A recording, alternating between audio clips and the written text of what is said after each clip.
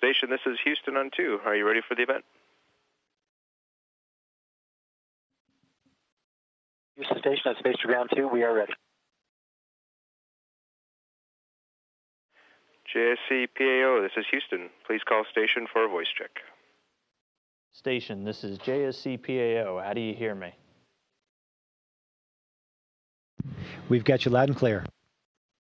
All right, sounds great. We'll start with some questions from reporters here at the Johnson Space Center. Thank you. Good morning. This is Mark Carreau for Aviation Week and Space Technology. I have a question for Don Pettit. Right now, it looks like there'll be 3 of you on the space station for the track and capture of Dragon if the launch unfolds as planned.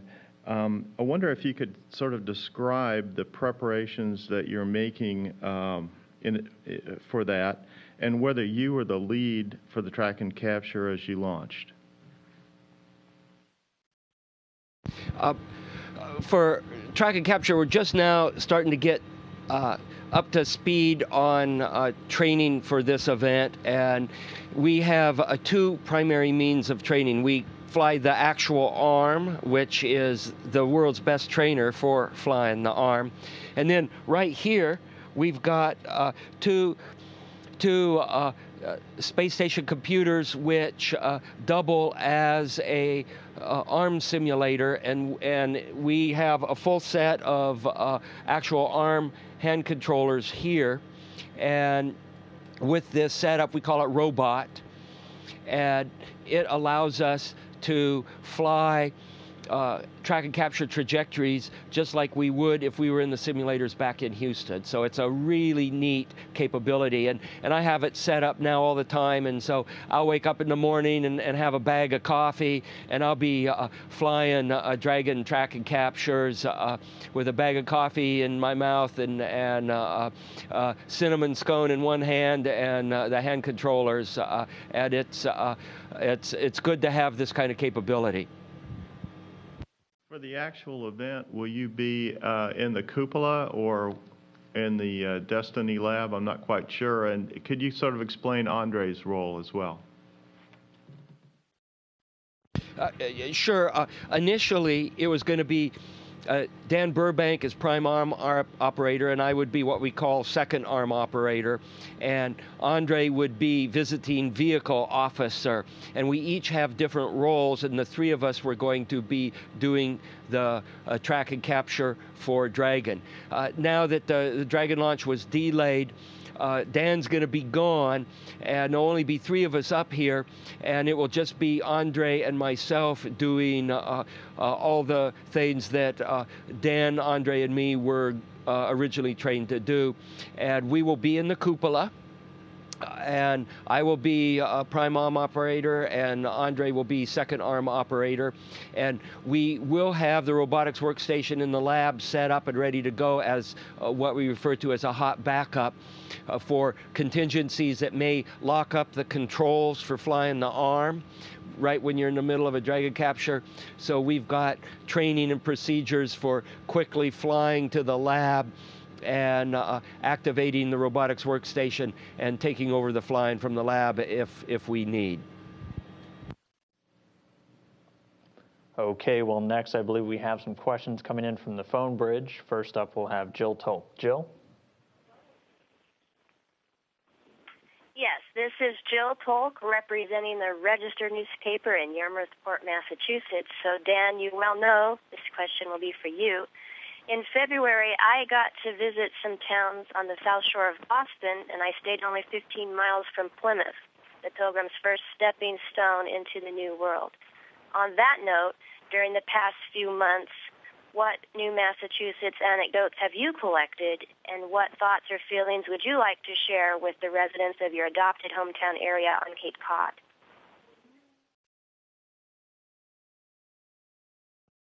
Jill, it's great to talk to you, and welcome aboard the International Space Station, or at least virtually. I think for us on board here, it's a kind of a very good metaphor, which you just mentioned, you know, in the way that Plymouth and Plymouth Rock represented the founding of the New World from the perspective of European settlers. In a very real way, I think the International Space Station, with the international partnership that makes all this possible, is in a sense the first major stepping stone that'll help us leave planet Earth and ultimately leave low Earth orbit and go to the Moon, asteroids, and Mars. And the kind of science we're doing up here, I think, is really important to that. Regarding Massachusetts and New England, my home, if you will, we feel very connected, I think, in a lot of ways to all the different places that all of us have touched or have touched us around the world. And you get to see it in a very personal way, looking out the windows in the cupola or the great windows in the service module or here in the laboratory. And it was a couple of weeks ago when Don had dusted off a lens that we have on board here that hasn't got a lot of use recently. It's a fisheye lens, and there was a really neat opportunity to basically set that up in the cupola and give essentially 180 degree or 360 degree views of the entire Earth beneath us, horizon to horizon. And there was one really neat shot that actually was centered directly on Cape Cod, and you could see from Cape Cod all the way to Boston. You could see off to the western edge of that view, Connecticut, and kind of in one shot, in just 1/50th of a second, it sort of captured all the places that, at least when I was growing up, were near and dear to me. Great. Thanks for the good words. Don, you know that I also represent the Appeal Tribune in Silverton, Oregon. I'm actually in Los Angeles, California right now. Flew into the Burbank airport yesterday. So I'm next door to Oregon. So what new Oregon anecdotes have you collected, and what thoughts or feelings would you like to share with all the folks back in Silverton? Well, Oregon is currently being very Oregon, and the passes that we've had with Space Station, you look down at Oregon and you see clouds, and that's just the way it's supposed to be, and that's what makes it near and dear to my heart, because that's also the key to making everything green, which of course does not apply as soon as you get to eastern Oregon with rain shadow from the Cascade Mountains, and then you have a pretty dry highland desert.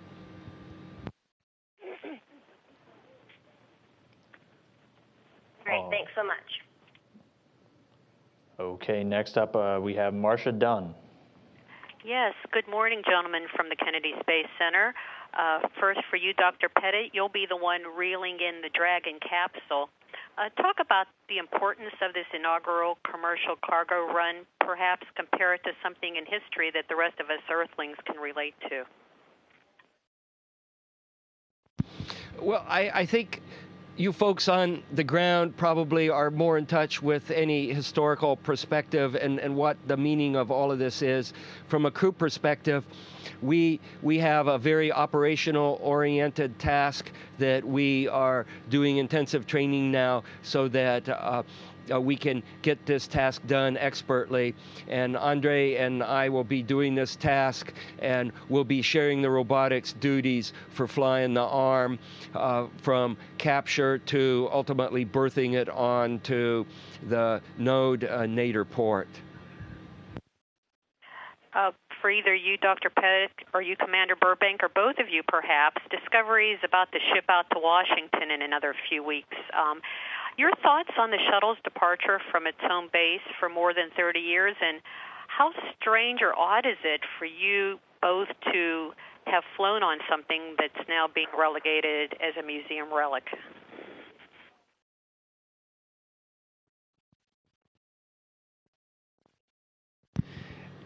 Most of the airplanes that I've flown are also in museums, Marcia, but I don't necessarily think that's a bad thing. Now, the shuttle did what the shuttle was best designed for, and it brought up some spectacular observatories into space and some satellites, and it helped build this nearly 1 million pound world-class laboratory that we have the great privilege of working and living aboard for 6 months.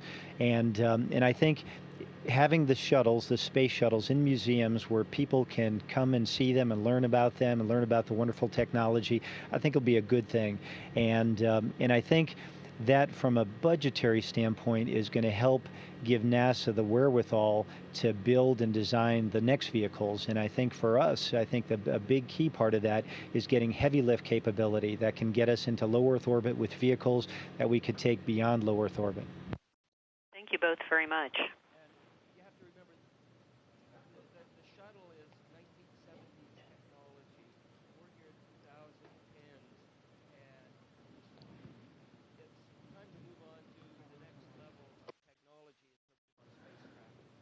Okay, and next we have Suzanne Presto. Hello, and thanks for having me. Good morning. My question is about the upcoming International Space Apps Challenge. I was wondering what your plans are up there and what you hope to accomplish from it.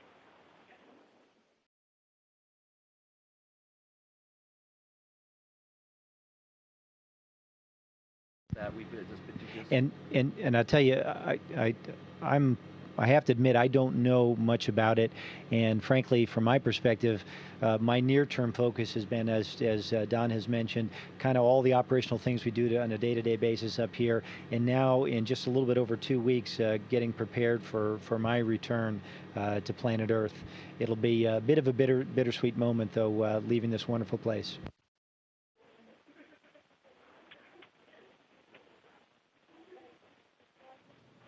Okay, next up we have Olga Dobrodova. Yes, hello. This is thanks for doing this. This is Olga Dobrovidova with the Russian news agency RIA Novosti. Tomorrow is a big day, obviously, for Russia and the world, commemorating the first human spaceflight. Do you have anything planned? Perhaps some surprises for your Russian crewmates, something like that? Thanks. Olga, welcome aboard. The thing, all of us, I think that was a momentous day for all humankind, and the day that Yuri launched April 12, 51 years ago was really, really important. It basically set the foundation for a very wonderful and robust space program that now we enjoy cooperatively internationally. And for us, for our part here on board Space Station, we are going to have a little bit of a reduced schedule, and we're going to enjoy a couple of meals together, something that often with the busy tempo and the busy operations pace up here, we don't often get a chance to do. In fact, a lot of us end up eating individually on the fly as we go, and so this will be a good opportunity for us to take a few minutes and think about the history of our space program up till this point, and kind of talk a little bit about where we think we'll be going in the future. Okay, thank you. Thank you. And next up we have Denise Chow. Hi, thanks for taking my question. We've been receiving reports of a strong earthquake off the coast of Indonesia, and I was just wondering if you've flown over that region and seen anything, or if you plan to photograph it later on in the day.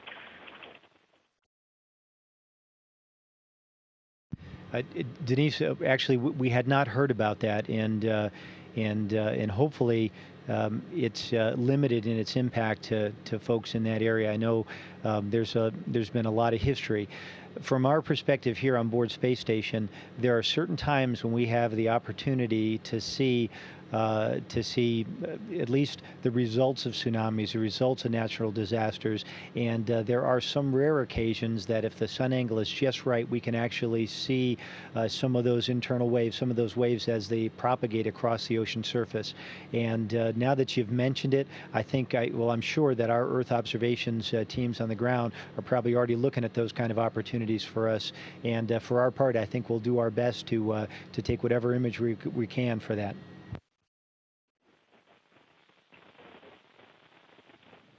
Thank you. And also, I was wondering if either of you have been following the situation in North Korea with their upcoming launch, and if you had any thoughts on that.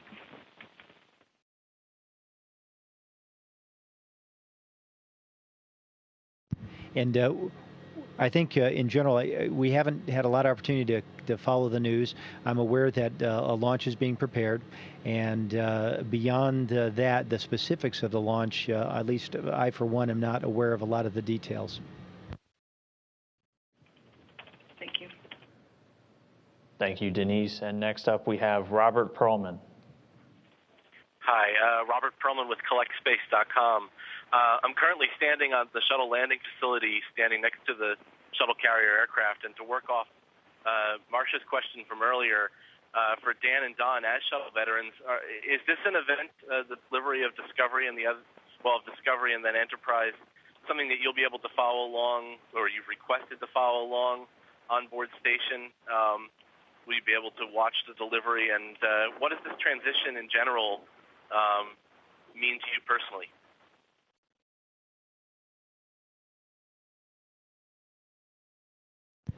And Robert, welcome. As far as actually following the flight, from our perspective up here, at 400 kilometers, there's actually relatively little opportunity to see anything even as large as the SCA, the shuttle carrier aircraft with Discovery, made it to it.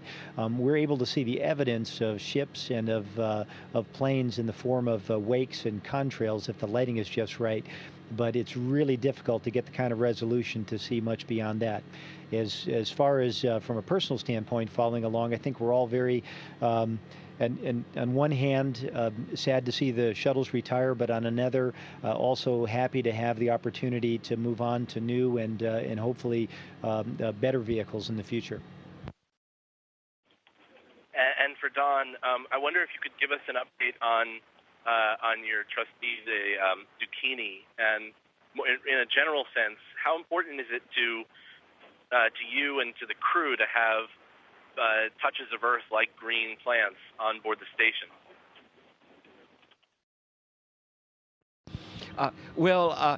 Space Zucchini's doing fine. And I probably get the most benefit out of him or her or it just because I'm the gardener, and so gardener has its privileges. I am a little surprised. I fire off these little blogs and I don't get much feedback. So I am surprised that other people seem to be following what's going on to my Space Zucchini, and I understand that my Space Zucchini even has a Twitter account. So anyway, it brings a smile to my face to see that people are interested in such trimmings associated with the serious business of flying into space.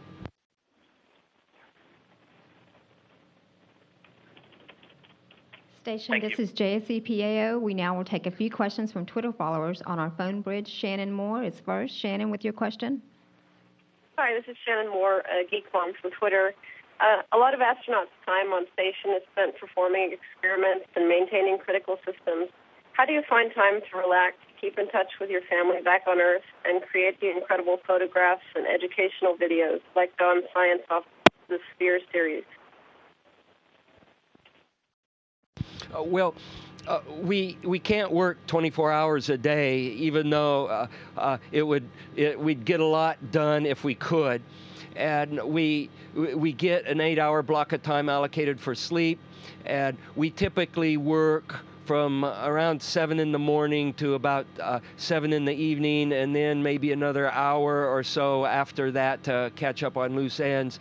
And outside of that time, outside of about a 13 or 14-hour period, it's our off-duty time, and we could do whatever off-duty activities are available on Space Station. And so that's when we could take the moments to set up cameras, or you can read books. You can do whatever you want to do in that block of time, and it's an individual thing, things that are required for you to maintain yourself. You can contact your family, whatever hobby interests tickle your imagination while you are up here and are commensurate with the environment. Thank you. And next we have John Knight on the phone. John? Hi, good morning. This is John Knight, a.k.a. John M. Knight on Twitter. My question for the crew this morning is, of all the experiments you performed up on station, which one had results that surprised or delighted you? And please feel free to include any of your recent experiments involving Lego bricks.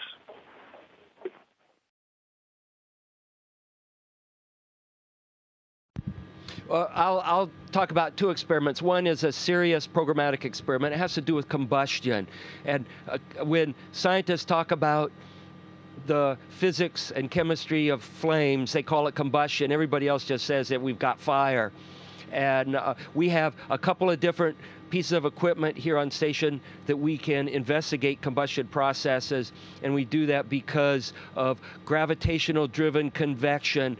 Fires make heat, and the heat makes gas that are different densities in the air around them, and under gravity that makes convection, and it has a huge impact in the dynamics of how flames behave. And you do combustion experiments in a weightless environment, and you no longer have that artifact, and you can actually look at fundamental behavior of what the process is going on in the flame without the gravitational artifact. And one of these I saw last week with an experiment that we call BASS, and it's an acronym for which I no longer know what it stands for anymore. It just becomes its own noun.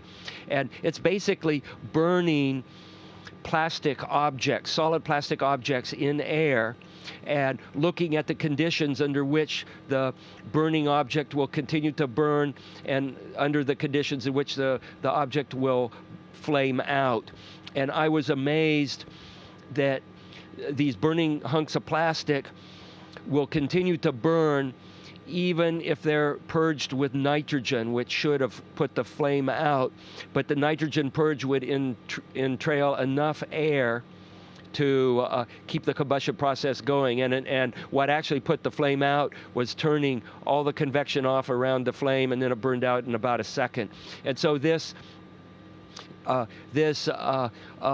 reestablishes what we teach our kids. If you ever catch on fire, you stop, drop, and roll. Well, in space, you stop and float, and that'll basically do the same thing. Thank you. And station, this is JSEPO. We'll now take a few questions that are on Twitter. This first one comes from Rena W. on Twitter. What experiments are you running now?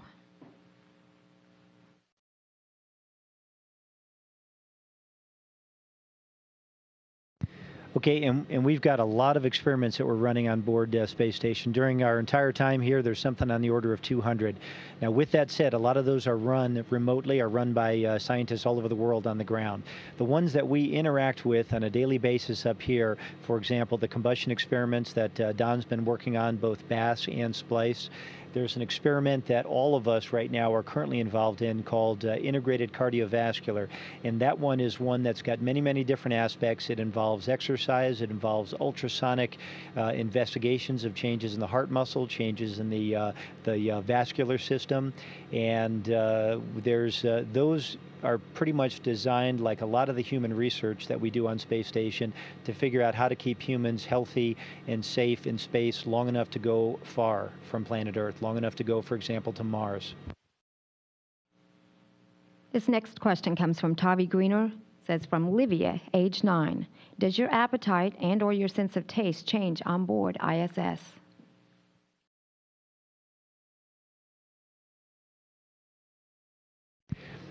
Well, I think at least for the three of us, and probably actually for the 6 of us in this crew, our appetites are pretty strong even on planet Earth, and I guess they're at least as strong while you're up here. That's kind of a strange thing, because you would think that floating around like we do in space that you wouldn't necessarily need to burn as many calories, but for whatever reason you do. And I think on average probably all of us up here need something in excess of 3,000 calories a day. You almost can't get enough to eat. When you finally get tired enough at the end of the day, that may be the time that you're not as hungry and you're ready to go to sleep. I think for all of us in general, our activity levels tend to be pretty high, which probably accounts for some of that. We do exercise a lot, about 2.5 hours a day total. As far as the taste changes, this might have to do with some of the fluid shift, but for me, I like really spicy things, almost spicy to the point where I couldn't necessarily eat them on planet Earth. So hot sauces, hot as you can imagine, are great up here. This next question comes from Eva Isa 75. Are you trying any technological device that will be used later in ordinary tasks?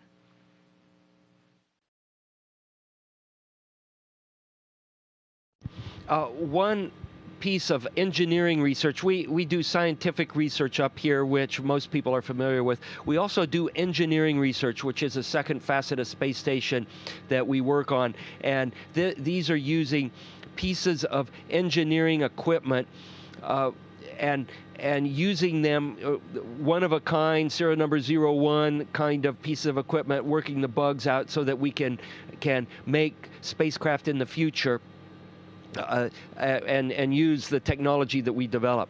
So in this engineering research, one piece of equipment we're working on is regenerative life support equipment. And so the keystone in this regenerative life support is three pieces of equipment that are all hooked together: our toilet, distillation outfit, and then our galley. And it allows us to recycle the water from our urine, process it, purify it, and put it back in the galley. And I like to call it the coffee machine because it takes yesterday's coffee and makes it into today's coffee. And this is technology that I feel is going to be useful for places on Earth that are under significant water shortages, where we can have equipment that can recycle the water in a small, self-contained apparatus. Okay, this next question comes from DataCheck. You are both researcher and researchee. What is the most difficult part of each role? What is the most fun?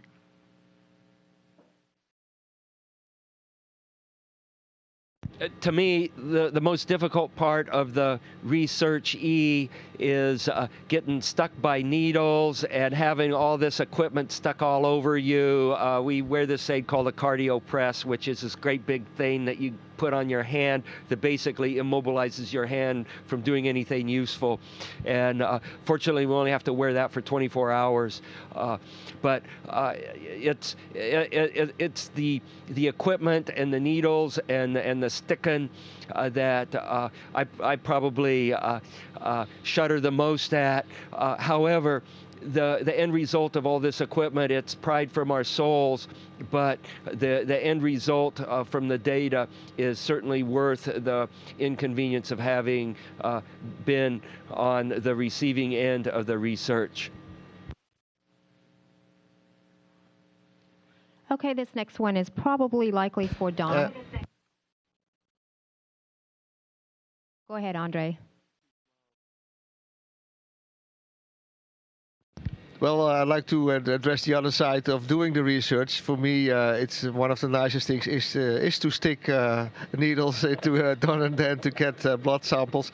It's nice to do all this kind of research because it also involves a lot of equipment that you normally don't work with on the ground. And for example, we have to, for this experiment, integrated cardiovascular, we use also the echo machine, and it's very nice to get good images of the heart, and with great help of the ground. So that makes it very rewarding to do this research on board of the space station.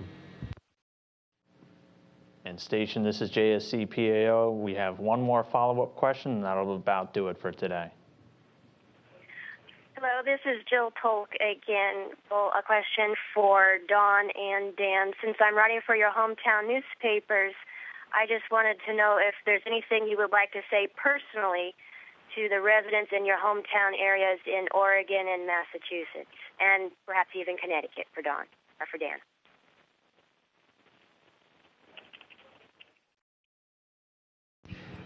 Well, I guess I would just say that Cape Cod, Connecticut, New England are beautiful when you see them from the ground.